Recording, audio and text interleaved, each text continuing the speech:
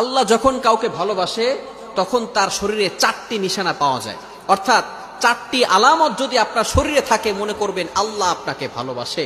4টি নিশানা। 1 নাম্বার হচ্ছে যাদেরকে আল্লাহ তাআলা দ্বীনের সঠিক জ্ঞান দান করেন তাদেরকে আল্লাহ তাআলা মহব্বত করেন। নাম্বার 2, দ্বিতীয় নাম্বার হচ্ছে যারা বেশি বিপদে পড়ে আল্লাহ তাআলা তাদেরকে মহব্বত করেন। যার শরীরে দেখবেন একের পর এক বিপদ আসতেছে, অসুস্থতা আসতেছে, বারবার বিপদ, একের পর এক বিপদ, একটা বিপদ যাওয়ার পর পরে আরেকটা বিপদ আসতেছে, আপনি হতাশ হবেন না প্রিয় ভাই। আল্লাহ তাআলা আপনাকে ভালোবাসেন। এই কোটি কোটি মানুষের ভিতরে আল্লাহ তাআলা আপনার প্রতি ফোকাস করেছেন, আল্লাহ তাআলা আপনাকে ভালোবেসেছেন বিধায় আল্লাহ পাক রব্বুল আলামিন আপনাকে বিপদ দিয়েছেন। মনে রাখবেন নবীদেরকে আল্লাহ তাআলা বিপদ দিয়েছেন। ইব্রাহিম আলাইহিস সালাম খলিলুল্লাহ এবং মিল্লাত আবিকুম ইব্রাহিম, যিনি সকল মুসলিম উম্মাহের সকল মুসলমানদের পিতা এবং সকল মুসলমানদের লিডার নেতা, সুতরাং ইব্রাহিম আলাইহিস সালামকে আল্লাহ তাআলা সবচেয়ে বেশি কষ্ট দিয়েছেন।